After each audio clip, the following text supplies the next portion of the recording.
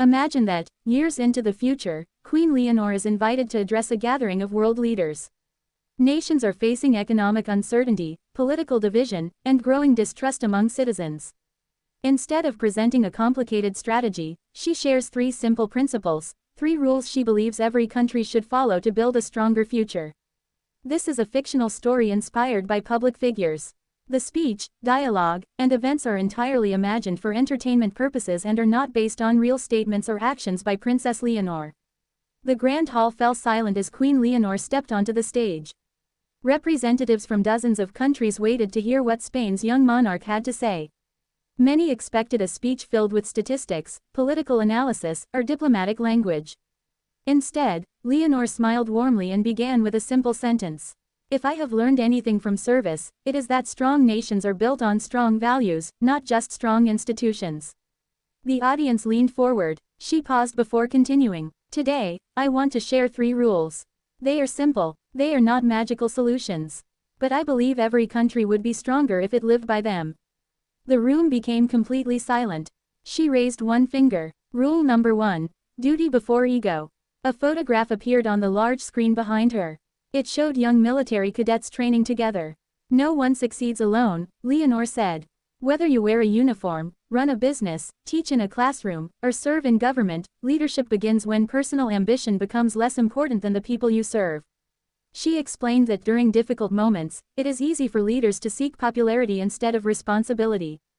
But history remembers those who made the difficult choice, not the comfortable one. She imagined a mayor who stayed in his city during a disaster instead of leaving. A doctor who continued treating patients despite exhaustion. A teacher who encouraged struggling students long after the school day ended. These people rarely appear on magazine covers, she said. But they quietly hold nations together. The audience applauded. Leonor smiled before continuing. A country becomes stronger when service is admired more than status. She told an imagined story about a young officer who volunteered for extra duties without expecting recognition. Months later, when a crisis arrived, everyone trusted that officer because they had already seen his character. Trust, Leonor said, is earned long before it is needed. She looked across the audience. Imagine what would happen if every public servant asked one question before making a decision. Does this help the people, or only help me? The room remained silent. Many leaders were writing notes. Leonor raised a second finger. Rule number 2. Listen before leading. She explained that many conflicts begin because people stop listening. We often prepare our answers before we truly understand the question. She described visiting communities after difficult times. In her fictional story, she spent hours talking with ordinary citizens. Farmers, students, police officers, doctors, parents, retirees. I discovered something surprising, she said. Most people don't expect perfection from their leaders. They simply want to know they are being heard. She imagined sitting in a small village where an elderly woman spoke about rising living costs. The woman didn't ask for promises. She asked for honesty. Leonor explained that conversation changed her understanding of leadership. Listening is not weakness, it is preparation. She described how military training taught something similar. The best commanders listen carefully before making decisions. They gather information. They ask questions. They respect experience. Only then do they act. Confidence without listening becomes arrogance. But confidence with listening becomes wisdom. Again, the audience applauded. Leonor smiled. My grandmother once told me that every person knows something you do not. I have never forgotten those words. She encouraged future leaders to spend less time giving speeches and more time hearing people's stories. A nation cannot move forward if its people believe their voices no longer matter. She paused. The strongest bridge between citizens and leaders is trust. And trust begins with listening. After another round of applause, Leonor lifted a third finger. Rule number 3. Protect hope. The room became especially quiet. She explained that hope is often misunderstood. It is not pretending problems don't exist.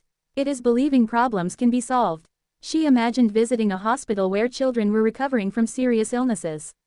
Despite their challenges, many of them still smiled. They reminded me that hope is stronger than circumstances. Leonor explained that countries also need hope. Not empty slogans. Not unrealistic promises. Real hope built through honesty, fairness, and opportunity. She imagined a teacher encouraging students from difficult backgrounds. A scientist searching for new medical discoveries. volunteers helping strangers after floods, firefighters risking their lives to save others. Every act of kindness tells people that tomorrow is worth believing in. She looked around the hall. When citizens lose hope, division grows. When hope returns, cooperation follows. She explained that protecting hope means investing in education, supporting families, respecting justice, encouraging innovation, celebrating people who build instead of divide.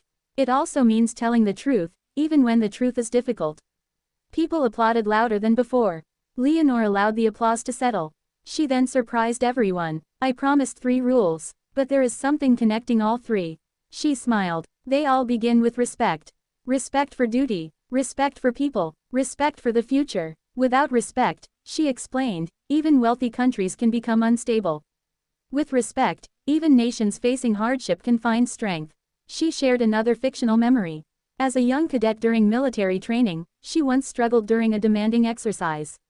She wanted to quit. An instructor quietly told her, "Leadership isn't about finishing first. It's about helping others finish with you." Those words stayed with her for years. She realized they applied far beyond military life. Businesses succeed when employees feel respected. Schools succeed when students feel encouraged. Families succeed when every member feels valued. Countries succeed when citizens believe they matter. The audience listened carefully. One journalist later wrote that it was one of the simplest speeches ever delivered to world leaders. Yet many considered it among the most memorable. Leonor concluded with one final thought. A nation is not defined by its buildings. It is not defined by its wealth. It is not even defined by its history. A nation is defined by how its people treat one another. She looked around the room one final time. If we place duty before ego, if we listen before leading, and if we protect hope every single day, then every generation will leave its country stronger than it found it. The audience rose to its feet. The applause continued for several minutes. Not because she had offered easy answers, but because she reminded everyone that lasting strength begins with ordinary values practiced consistently. As Leonor left the stage, one young delegate quietly turned to a colleague. Those weren't just rules for governments. They were rules for life. Perhaps that was the greatest lesson of all.